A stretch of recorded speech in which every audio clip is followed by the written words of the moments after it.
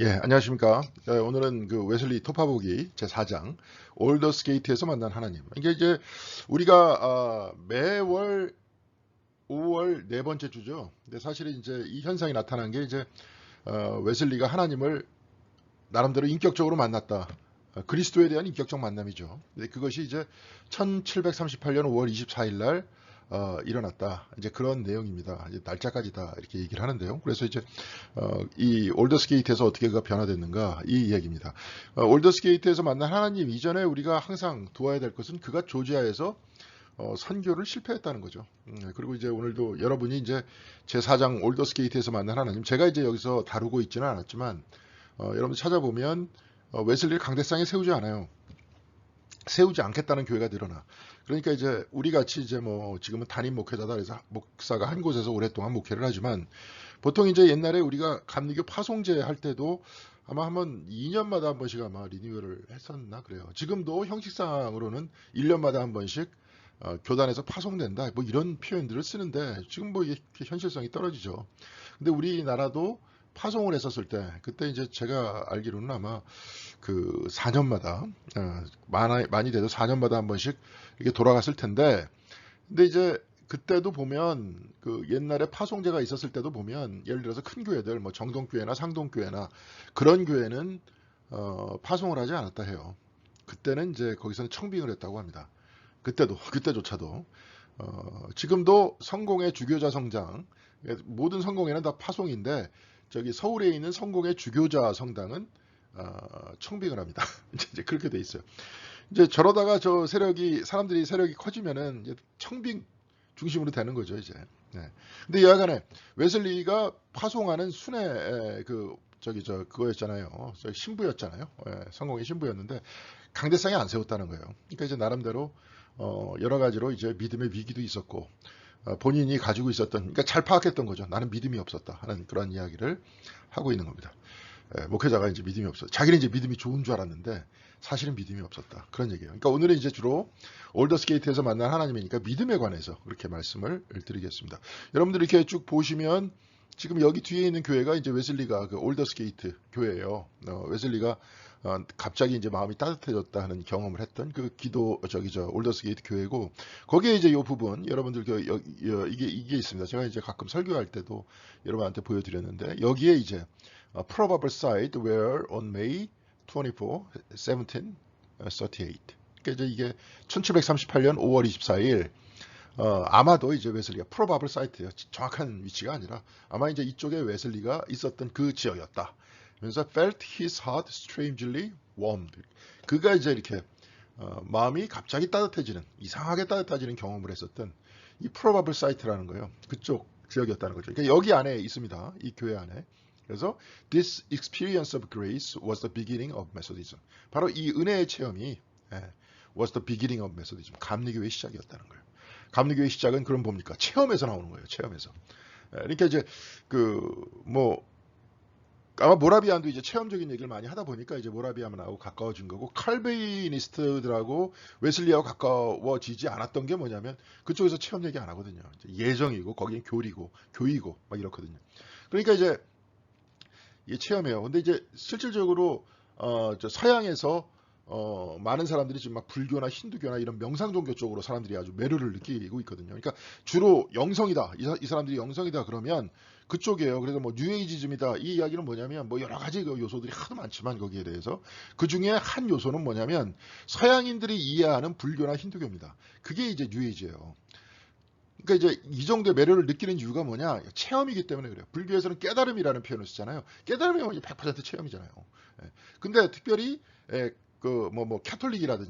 캐톨릭이라든지 뭐 장로교가 지배하는 그쪽에서는 체험 얘기를 안 하죠. 캐톨릭은 그냥 미사에 참여하는 거고 장로교 같은 경우에는 그냥 교리학적으로 이렇게 전해 내려오는 전통대로 따르는 거죠. 이제 이렇게 하다 보니까 신앙이라는 게 여러분들 그렇잖아요. 신앙이라는 게 자기 체험이 굉장히 중요하지 않습니까? 그렇잖아요. 하나님을 내가 만나는 게 중요한 거지. 그냥 옆에다 이제 교리적으로 그냥 끄적끄적 해놨다고 이제 그거 따라가다가 물론 이제 어느 정도 체험이 있겠지만 여기서 이렇게 보니까 웨슬리도 본인도 체험이 있고 믿음의 체험이 있다고 생각했지만 대단히 부분적이었다. 그 나름대로 머리로 하는 체험이었다. 가슴에 와닿는 체험이 아니었다. 이런 얘기예요. 이제 이걸 잘못 이해하면 그냥 감정적이다 이렇게 잘못 이해할 수 있는데 그런 게 아니잖아요. 여러분들 보세요. 뭐를 내가 확신하게 됐다. 화끈하게 내가 이걸 믿게 됐다 그러면은 머리로 계산해서 이렇게 믿는 게 아니라 마음으로 확연히 다가오는 거잖아요. 언제 한번 이제 이 영화를 볼 건데 이 짧은 영화인데 좀 지루합니다. 이제 십계명에 대해서 폴란드 영화인가 그래요. 그래 십계명 하나하나를 다 쪼개가지고 한 50분짜리 영화로 만든 게 있어요. 그러니까 그 저기 저 십계명이니까 500분이죠, 500분. 예, 이렇게 잘라가지고 한 게 있는데 그 중에 너의 여호와 너 주의 하나님을 시험하지 말라. 이제 이 부분이 있는데 그 부분에 대해서 저기 그 영화는 그래요. 아버지가 이제 물리학 교수인가 그래요. 물리학 교수인데 그날 그 날씨가 그쪽의 날씨가 그 유럽의 날씨가 그게 이제 폴란드겠죠. 굉장히 추웠어요. 추워가지고 그 날의 날씨가 이렇게 추우면 이 앞에 있는 호수에 두께가 얼마만큼 온다. 그렇죠. 두께가 얼마만큼 어는데 자기 아들이 스케이트를 탄다 그러면 아들의 몸무게가 어느 정도니까 그 두께는 충분히 아들의 몸무게를 견딜 수 있다. 이게 이제 아버지의 계산이었어요. 이게 굉장히 아주 유능한 물리학 교수였는데 그래가지고 이제 그날 추워가지고 호수가 꽁꽁 얼어서 아들은 이제 스케이트 타라 그러고 자기는 이제 학교에 강의하러 가는데 딱 와보니까 아들이 물에 빠져 죽은 거예요. 그렇죠. 그러니까 머리로는 확신한 걸 100% 확신한 거죠. 그 사람은 이제. 예. 그러니까 이제 그거는 머리로 하는 지식이고 여기서 하는 신앙적 지식이라는 거는 신앙적 확신이라는 거는 머리로 확신하는 게 아니라 가슴으로 확신하는 거거든요. 근데 이제 가슴으로 확신하니 그래서 이제 그의 하트라 그러잖아요. 하트. 그의 가슴이 이상하게 따뜻해졌다. 그렇게 표현하지 않습니까? 이제 그런 부분들을 한번 우리가 살펴볼 수 있도록 하겠습니다. 그걸 이제 구체적으로 신학적으로 어떻게 표현하느냐, 그리고 웨슬리는 그걸 어떻게 이해했느냐, 이 부분에 대해서 오늘 한번 잠깐 살펴볼 수 있도록 하겠습니다. 자, 넘어가겠습니다. 자, 웨슬리의 올더스게이트에서 믿음을 선물로 받은 체험을 했습니다. 믿음이라는 것들은 선물이에요. 그러니까 여태까지 그 사람이 열심히 신앙생활을 했는데 하나님으로부터 이 믿음이라는 선물을 못 받았다는 거예요. 그러니까 믿음이라는 건 뭐냐? 믿는 게 아니라 믿겨지는 거죠. 받아들여지는 겁니다. 근데 이것도 주셔야 되는 거예요. 자기가 아무리 머리로 믿는다 그래도 안 한 거예요. 여태까지 이 사람은 믿는다 했던 거예요. 머리로는. 근데 믿겨지지 않았던 거죠. 예. 그러면서 그 상태에서 나름대로 열정을 가지고 조지아로 갔잖아요. 이게 이제 진짜 믿음인 줄 알고. 그런데 사실은 나중에 보니까 그게 믿음이 아니었더라 하는 내용이죠. 자, 이 믿음을 통한 신생의 상태와 성화의 필요성이 무엇인지를 한번 살펴보겠습니다. 믿음을 통해서 신생되는 것, 사람이 바뀌는 것, 거듭나는 것. 그런 다음에 그걸로 다 끝나느냐? 아니다. 성화가 있어야 된다. 여러분들 봐요. 내가 진짜 열심히 이게 제일 좋겠네요. 내가 진짜 이제는 마음 잡고 학교 다닐 때 한번 잘 생각해 보세요. 마음 잡고 내가 이제 열심히 공부하기로 했어. 나 진짜 뭔가 누군가한테 딱 얘기를 들었는데 나 진짜 이렇게 살면 안 돼. 나 최선을 다해서 공부하기로 했다. 딱 이렇게 공부하기 위해서 책상에 딱 앉습니다. 그럼 공부가 됩니까 그게? 안 하던 사람이 갑자기 돼요. 의자에 앉아서 한 20분, 30분만 있으면 그냥 몸이 뒤틀리기 시작하고 딴 생각이 나기 시작하고 막 이러는데. 그죠? 예. 그럼 안 되는 거 아닙니까? 그거 왜 그러느냐? 버릇이 안 돼 있어서 그런 거 아니에요. 예. 이게 뭐예요? 마음속에 겉으로 자기가 나름대로 마음에 와닿는 그 어떤 체험이 있다 그럴지라도 삶이라는 게 이렇게 바뀌지 않으면 내 자신의 어떤 습성이 바뀌지 않으면 나는 과거에 있었던 습성대로 그대로 산다 이거예요. 제가 한번 여기서도 말씀드렸지만 저 여의도를 만들기 위해서 그 밤섬을 다 그냥 딱 폭발을 시켰잖아요. 그래서 밤섬이 없어졌다 이거예요. 그래서 거기 사는 사람들은 다 이주시키고 그랬는데 지금 저 밤섬 있습니까? 없습니까? 밤섬이 있잖아요. 지금 서강대교 밑에. 그쪽이 물이 항상 그렇게 흐르는 습성이 있기 때문에 거기는 항상 뭡니까? 퇴적토가 쌓이는 거예요. 예. 물이 그렇게 흘렀기 때문에. 퇴적토가 이렇게 쌓였기 때문에 섬이 깎아져 가지고 없어져서 흙과 돌로 여의도를 더 확장시키는데 이렇게 사용을 했었어도 다시 거기에 흙이 쌓여서 섬이 되더라. 그런 얘기입니다. 그게 물이 그렇게 물의 습관 자체도 물이 흐르는 거예요. 또 이제 더 재미있는 시적인 표현은 인간의 몸의 70%는 물이잖아요. 흐름에 따라서 가는 겁니다. 관성에 따라서 가는 거예요. 그렇죠? 그러면서 그것이 곧 뭐냐? 성화다. 그래서 성화로 몸이 습관적으로 이렇게 만들어졌을 때, 하나님의 은혜를 받는 삶의 모양으로 만들어졌을 때, 선을 행하는 모양으로 만들어졌을 때, 그때 더 이상 죄의 지배를 받지 않는다. 이 얘기입니다. 네. 죄는 있죠. 죄는 계속 죄의 속성들은 남아있죠. 특별히 이제 웨슬리는 나중에 그것이 죄의 지배를 받느냐, 지배를 받지 않느냐. 그래서 죄의 지배를 받지 않는 삶을 어떻게 살 것이냐. 이게 이제 성화입니다, 한마디로. 네. 그걸 이제 신학적으로 뭐 하다 보니까 논쟁하고 막 이런데, 그러니까 여러분들도 이거 잘 오늘 보시면서 여러분들이 하나님을 만났을 때의 그 경험과 그리고 신앙생활을 해 나갈 때의 그 경험, 이런 것들을 한번 살펴보시면 이해하는 데 굉장히 도움이 될 거다, 이렇게 생각을 합니다. 1774년이죠. 이렇게 한참 뒤에요. 1738년에 5월 24일에 웨슬리가 올더스게이트 체험을 했는데, 그 일지의 내용 중에서, 그러니까 일기의 내용 중에서 다른 사람들을 개종시키겠다고 나는 아메리카까지 간 나는 어째서 하나님께 개종하지 않았을까? 나는 그때 당시에 사람들을 개종시키겠다고 갔는데 나야말로 개종 안 했었다. 하나님으로 향하지 않았었다 그때. 이제 그렇게 과거를 이제 회상하는 거죠. 회상하는 거다. 그 이야기는 어떤 얘기입니까? 예, 뭐예요? 회상했다는 거는 뭐냐? 충분히 자기를 객관적으로 보고 있다는 거 아닙니까? 그러니까 웨슬리는 뭐냐?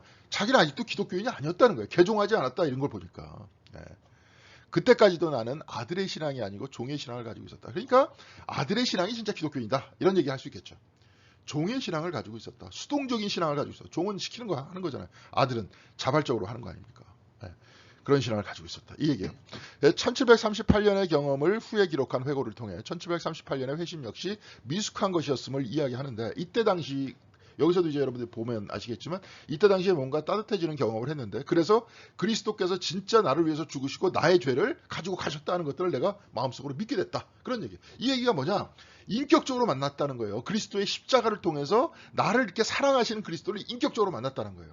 그 표현을 그리스도께서 내 죄를 다 가지고 가셨다, 이렇게 이제 교리적으로 얘기하는 거죠. 근데 실질적으로 그때의 진정한 체험은 뭐냐? 여태까지 관념적으로 머리로만 하나님을 이해했었다가 이제는 인격적으로 그리스도가 남을 위한 것이 아니라 바로 나를 위해서 본인을 완전히 내어주셨다는 것을 만나면서 뜨거워진 거죠. 그 체험을 한 거예요. 근데 이제 그 체험을 구체적으로 어떻게 이야기를 해야 되느냐? 헷갈렸던 겁니다. 그게 이제 은총이 전부냐? 은총이 결국은 나의 성화와 필요 없이 은총을 내가 받게 되면 죄의 지배에서 벗어나고 죄의 존재 자체도, 내 마음 안에 있는 죄의 존재 자체도 다 없어진다, 이렇게 생각하는 게 이제 모라비안의 입장이었다는 거예요. 그러니까 칭의 절대주의죠. 나중에 이제 루터란도 마찬가지입니다. 근데 웨슬리 같은 경우에는 그걸 둘로 나누죠. 죄의 지배에서 벗어나는 것이고 이것이 우리의 삶 속에서 성화되는 것이다. 그래서 우리가 완전을 향해 간다. 완전을 향해 간다는 건 뭡니까? 죄의 지배가, 죄가 더 이상 나를 지배하지 못하는 상태가 된다. 그게 곧 완전을 향해서 가는 겁니다. 쉽게 얘기해서 이제 주일날 주일 성수해야 되죠. 그거 원래 다 나와 있습니다. 여러분 이 교회에서 이렇게 좋게 얘기하고 막 얘기 안 해서 그런데 분명히 얘기했죠. 안식일을 기억하여 거룩하게 지키라. 안식일은 우리는 지금 주일날을 안식일로 삼잖아요. 토요일로 안식일로 삼는 것이 아니라. 그런데 그냥 뜨문뜨문 나오잖아요.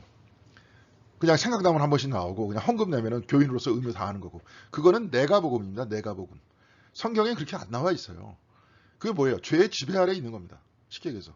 내가 목사니까 이렇게 얘기하는 걸 수도 있겠는데. 왜? 습관을 못 고치잖아요, 자기가 지금. 예? 주님이 나를 구원해 주셨다는 경외감 속에서 있다가 그것이 내 삶을 만들어내질 못하잖아요. 그래서 당연히 이렇게 한다.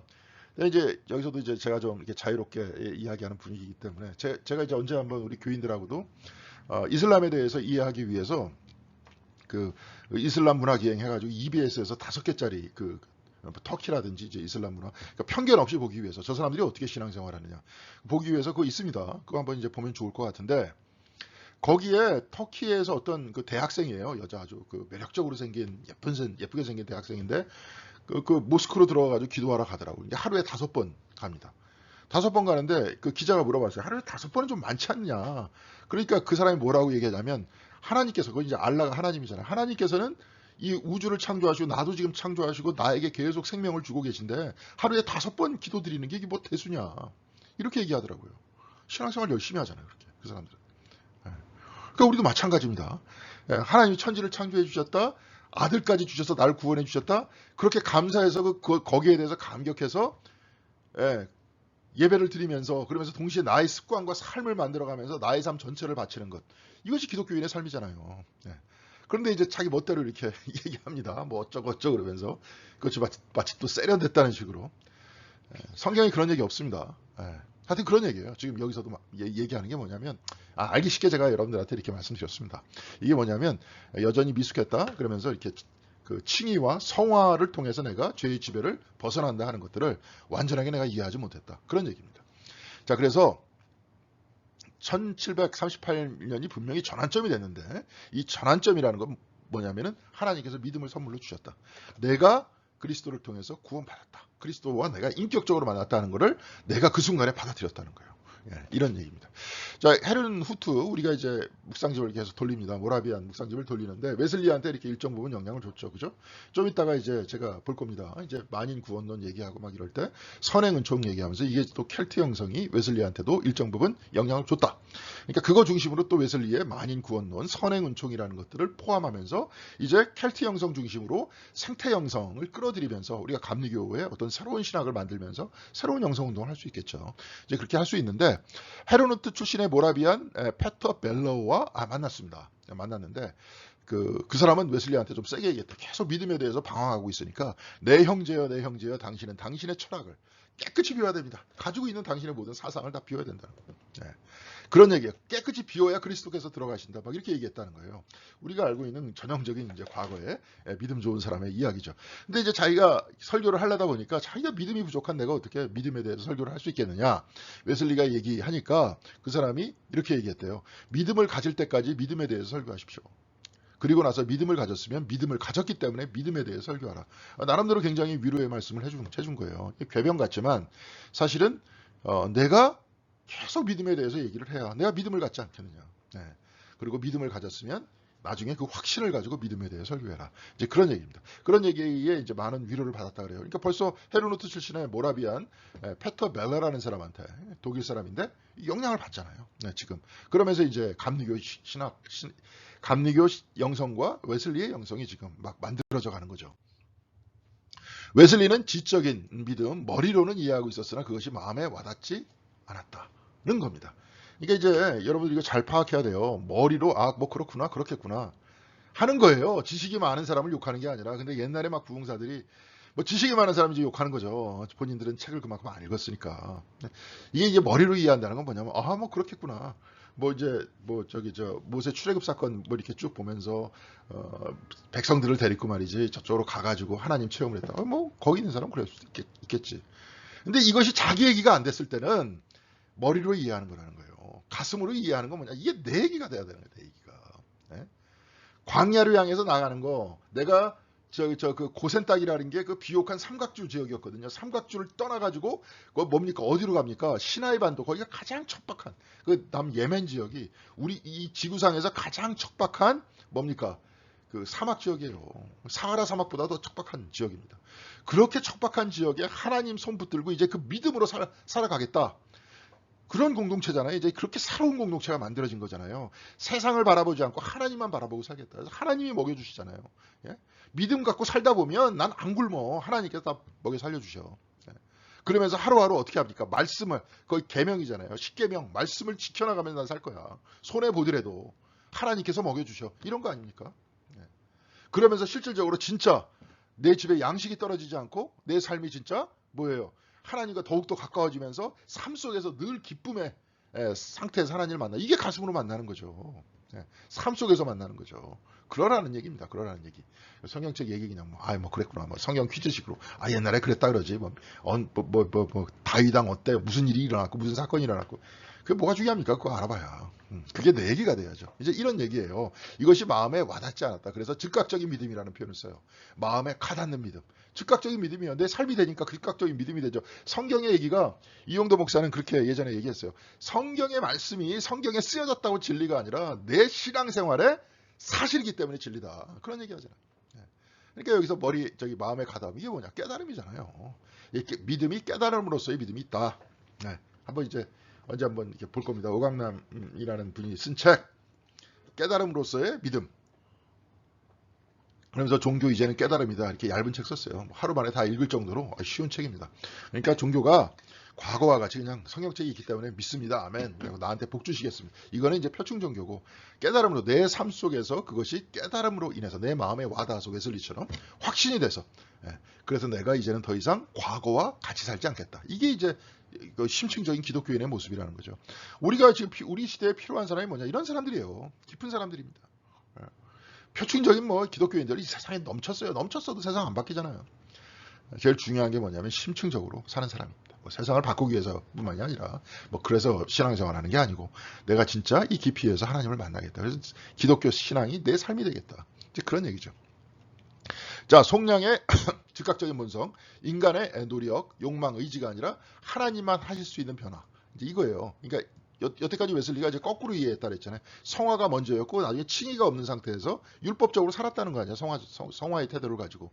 근데 이때 칭의를 얻음으로써, 하나님으로부터 의롭다함을 얻음으로써 그 다음에 어떻게 됩니까? 자발적으로 성화의 삶을 살잖아요. 그러니까 칭의 성화 이렇게 가야 된다는 겁니다. 그러니까 이제 모라비안 같은 경우에는 성화라는 것이 없고 칭의 안에, 은총 안에 그것이 다 들어있고 죄의 존재까지도 다 없어진다. 뭐 이렇게 얘기했다는 거예요.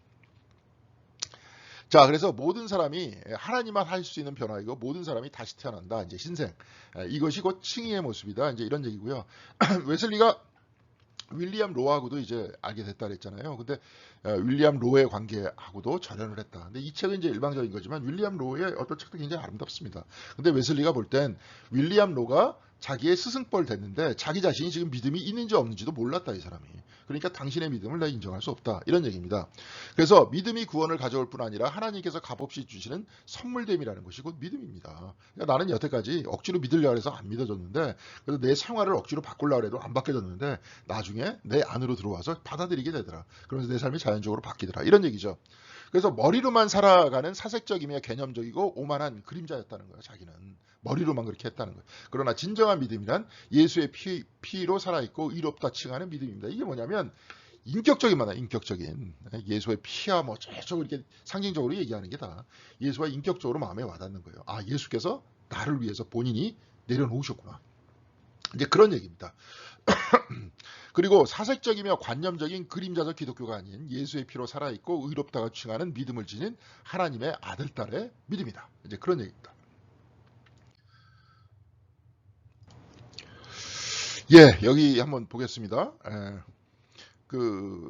먼저 이제 웨슬리가 1738년 5월 24일 날, 날짜를 또 기재하죠. 근데 이제 그때 본인이 이제 하나님을 만나서 이제 중생을 경험했다, 거듭남을 경험했다 그랬는데, 이 이전에 찰스 웨슬리라고 이제 찬송가 이렇게 만드시는 분 있잖아요. 그분이 5월 18일인가 이 책 보면은 그렇게 기억하고 있습니다. 그때 본인도 하나님을 만나는 경험을 해요. 그때 뭐냐면 이제 늑막염으로 몸이 아파 있었는데 바깥에서 이제 터너 부인이 이렇게 얘기했다 그래요.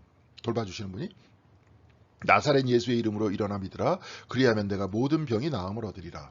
이제 바깥에 이제 아마 베드로와 요한이 했던 얘기인데, 아마 성경책을 읽으면서 이렇게 얘기했겠죠. 이 말을 듣고 마음의 이상한 떨림과 함께 내가 믿습니다, 내가 믿습니다를 고백했다는 거예요. 그러니까 이제 바깥에서 그런 소리가 들려왔을 때 본인은 뭐 하늘에서 들려온 음성이라 얘기했는데, 생각했는데 터너 부인이 그렇게 얘기했던 거고, 그 사이에서 하나님을 만나는 경험을 하죠. 그러면서 그때 진정으로 이제 마음으로 오잖아요. 이 사람도 마음이 떨렸다 그러잖아요. 이제 확신하게 됐다, 그런 얘기입니다. 그리고 나서 이제 웨슬리도 그런 체험을 하게 되는데, 1738년 5월 24일 신도의 기도를 마치고 올더스 게이트 교회, 아까 봤죠. 그렇게 생긴 교회에 모라비안 모임에 참석을 했습니다. 그러면서 거기서 루터 주석을 읽는데요. 거기서 이 부분이었대요. 그가 그리스도 안에 있는 믿음을 통한 하나님께서 마음의 변화를 일으키시는 일을 설명하고 있었다. 좀 이따 이제 볼 겁니다. 그때 내 마음이 이상하게 훈훈해지는 것들을 느꼈다는 거예요. 갑자기 마음에 와닿는 거예요. 머리로 생각하는 건 뭡니까? 머리로 막 생각하다 보니까 마음이 뜨거워지는 것 같은데, 그냥 듣다 보니까 즉각적이잖아요. 마음에 팍 와닿는 거죠. 그걸 느꼈다는 거예요. 나는 내가 그리스도를 신뢰하고 있으며 구원을 위해 그리스도만을 믿고 있음과 내 죄를 아닌 내 죄까지도 다 거두어가지고, 사실은 요거는 좀 번역상의 문제인 것 같아요. 나 자신까지예요. 내 죄를 아니 나 자신까지 완전히 다 거두어가지고 나를 죄와 죽음의 법에서 구원하셨다는 확신을 가졌다. 그리스도의 사랑이 그렇게 크다는 거죠. 완전히 그리스도의 사랑과 팍 만난 거예요. 가슴 속에서.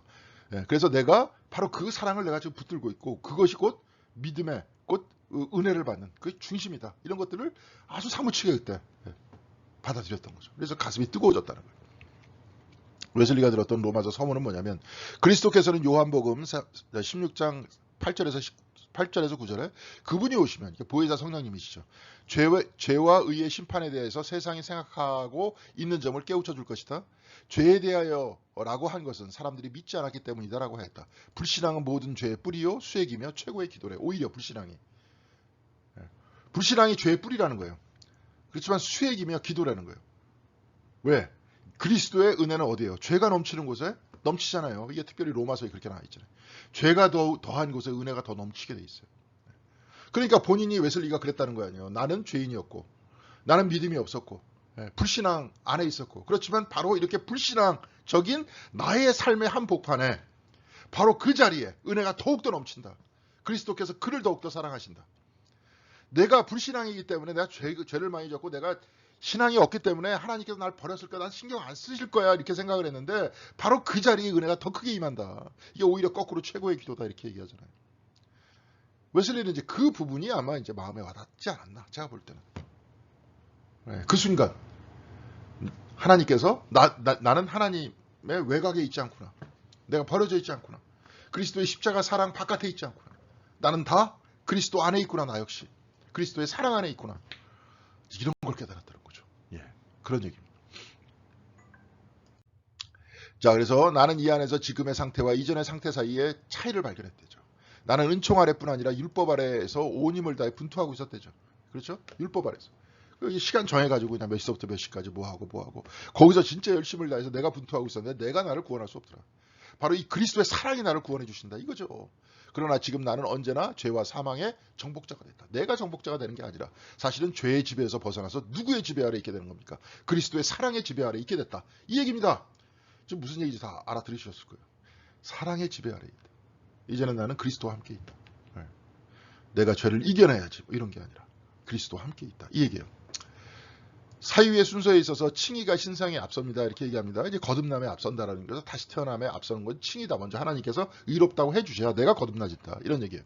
우리는 먼저 하나님의 진노가 거두어졌음을 인식합니다. 사랑을 내가 딱 받았으니까 내가 어떻게 돼요? 내가 사랑 안 받는 사람이 아니라 어떤 사람이에요? 사랑받는 사람이잖아요. 그렇게 딱 되다 보니까 내가 분명히 죽을 수밖에 없다라고 생각을 했는데 나는 어떻게 되는 겁니까? 하나님의 사랑 안에 있으니 그리스도께서 나를 사랑하셔서 스스로 내어주셨으니 나는 어떤 사람?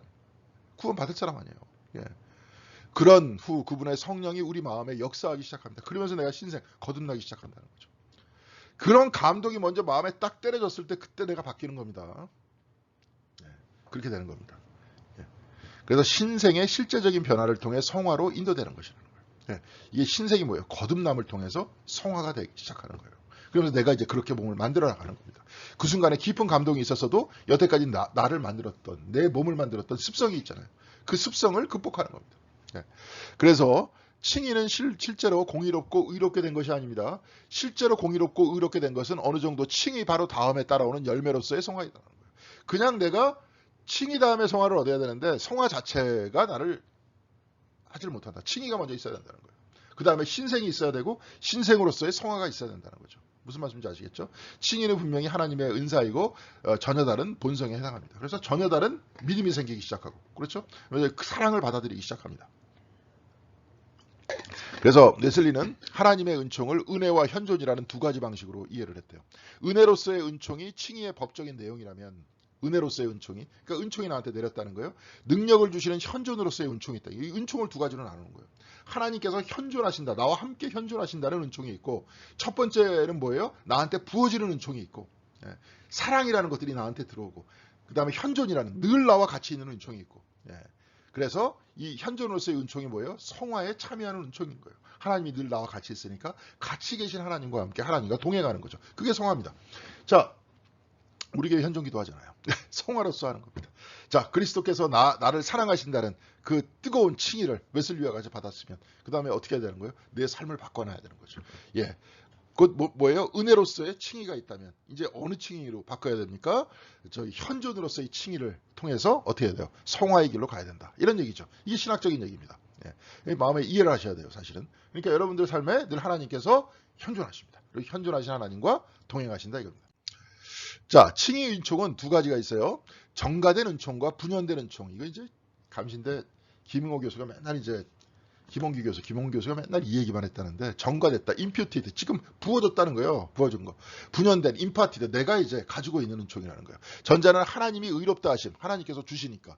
또 후기 은총, 곧 이 은총의 결과로 거룩하게 되는 것이 분연된 것. 이게 뭐예요? 성화죠. 예.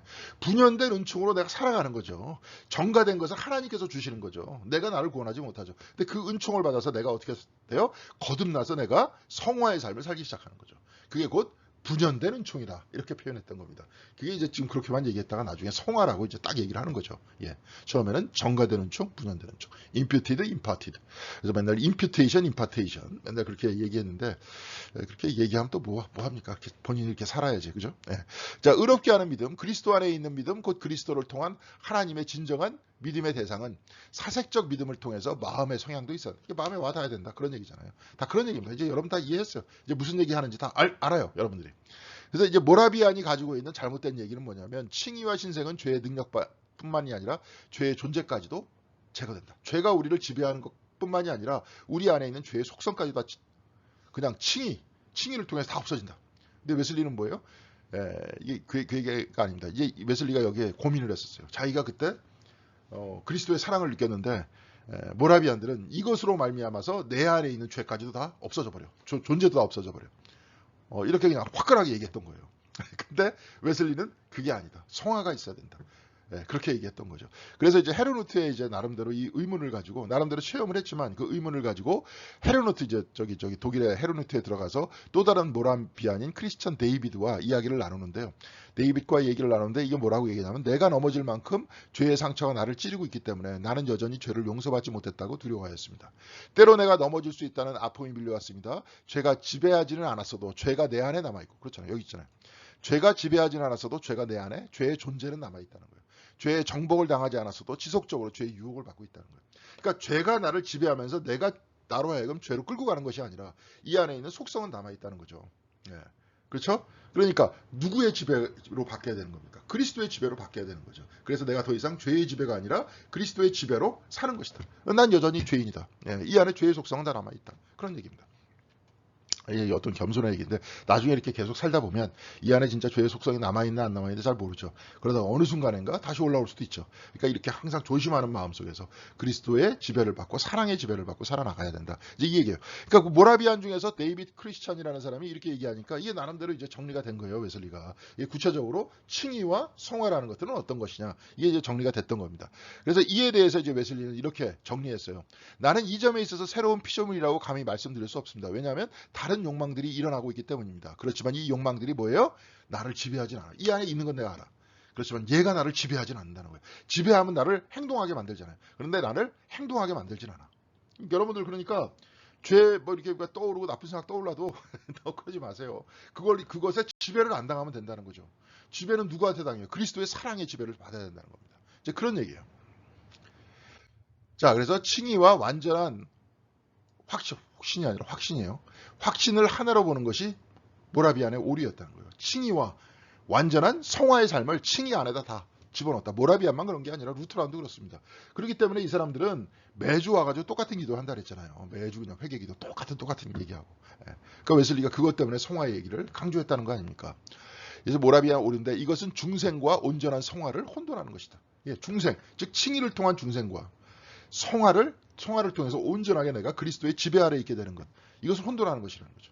그렇게 됐다는 거예요. 그래서 웨슬리는 죄의 존재로부터의 구원이 아니고, 죄는 여전히 안에 있으나 죄의 능력이 나를 지배하는 것부터 구원받는다는 거예요. 그래서 올더스 게이트는 웨슬리에게 죄책감과 죄의 능력으로부터의 자유함을 얻는 시간, 그 죄의 지배에서부터 벗어나는 시간이었다는 거예요. 그리스도가 나를 사랑하시는구나. 사랑하시니까. 내가 여태까지 몰랐고, 내가 이렇게 죄인인데 내가 어떻게 그 사랑을 받아. 내가 감히 어떻게 받아. 근데 진짜 나를 사랑하시는구나. 난 남만 사랑하는 줄 알았어. 우리 교회에서 열심히 기도하시는 저 권사님만 사랑하는 줄 알고, 저분만 사랑하는 줄 알았어. 그런데 여기 계신 모든 분들 다 사랑한다는 거예요. 그걸 알게 된 거예요. 그러니까 이제부터는 내가 그리스도한테 어떻게 되는 거예요? 사랑받는 사람이구나. 그러니까 그 사랑에 맞춰서 내가 중생이 되고, 그 다음에 어떻게 돼요? 내 삶이 바뀌어야 되는 거죠. 성화의 삶을 받게 되는 거예요. 그런 이미 하나님의 자녀라는 어느 정도의 확신을 경험하여, 이 부분은 이제, 그래서 자유롭게 그는 이미 하나님의 자녀라는 어느 정도의 확신이라 그러잖아요. 이미 하나님의 자녀. 그러니까 내가 보니까 아까 자기가 믿고 있었다는 것을 또 알게 됐다는 거 아니에요. 아까 중생 체험을 할 때도. 그러니까 우리들도 이미 하나님의 자녀라는 것을 이미 알게 됐다는 거예요. 이미 하나님의 자녀라는 건 누구냐? 이게 이제 선행 은총이잖아요. 선행 은총이라는 건 하나님의 형상이라는 거예요. 이 부분이 이제 켈트 형성과 만날 수 있는 부분입니다. 예. 바로 이 칭의를 통해서 내가 이미 하나님의 형상이다 하는 것을 내가 알게 됐다. 예. 이 이야기를 꺼내면 그 다음에 내가 어떻게 살아요? 하나님의 형상대로 산다. 이걸 성화하고 연결되잖아요. 예. 그러니까 이제 이렇게 쭉 해서 누군가가 논문 쓰고 제가 써도 될 것 같습니다. 아니면 누군가가 박사학위 논문 이걸 쓰고 해가지고 그렇게 우리 이제 생태 운동이라든지 이 체험에 동참하면 좋을 것 같습니다. 그래서 은총과 경외감에 쌓여서 아바 아버지라고 외칠 수 있는 계기가 됐다는 거예요. 예. 그래서 진짜 이제 하나님은 내 아버지다. 예. 하나님 나 사랑한다. 그리스도에 나 사랑한다. 인격적으로 만나는 거죠. 중생의 이제 경험 이후에 이제 야외 설교를 하기 시작하죠. 이게 5개 설교를 하기 시작하면서 영국의 각성 운동이 일어나는데 휘필드라는 사람이 이제 조지 휘필드라는 사람이 웨슬리하고 같이 이제 옥스퍼드에서 신성 클럽에 있었던 그 사람이에요. 클럽에 있었던 사람인데 이 사람이 아주 목소리가 좋았다 그래.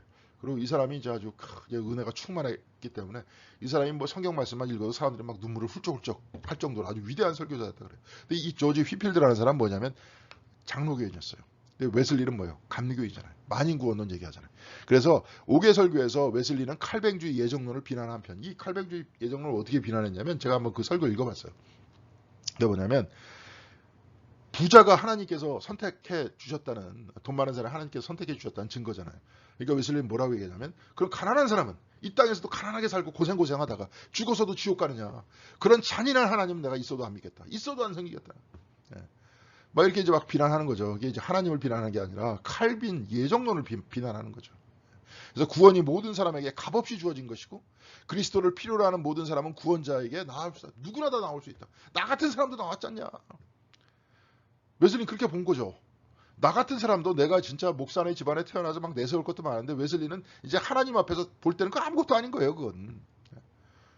나 같은 사람도 내가 구원 받았는데 나 같은 사람도 그리스도께서 나를 사랑하신다고 그랬는데 모든 사람 다 나올 수 있다 이겁니다. 이 설교가 이제 딱 출판됐다 이래요. 칼빈 하면서 만인구원론 얘기하니까. 그래서 휘필드는 드디어 화를 냈고 두 사람은 헤어졌다. 그래서 5개 설교까지 이야기하고 이제 감리교가 이제 구체적으로 어떻게 세워지는지 한번 여러분들과 다음 시간에 이야기할 수 있도록 하겠습니다. 이거 내용이 어렵지 않죠. 칭의하고 그 다음에 성화만 알고 있으면 됩니다. 근데 성화는 어떻게 돼야 되는지를 여러분이 여태까지 경험했었던 부분을 유추해서 살펴볼 수 있도록 하시고요. 그것을 잘 정리하세요. 그래서 성화를 왜 해야 되는지, 왜 교회에 나와야 되는지, 그리고 교회만 나오는 것에 그치지 않고 왜 그리스도인으로서 살아야 되는지. 그래야 내가 죄의 지배를 벗어나, 죄의 지배하에 있는 것이 아니라 그리스도의 사랑 안에 있는 것이다. 실천이 없기 때문에 그런 거예요. 한마디로. 그래서 이제부터는 죄의 지배에서 벗어나자 하는 내용을 웨슬리는 얘기하고 있습니다. 자, 수고하셨습니다. 다음 시간에 뵙도록 하겠습니다. 감사합니다.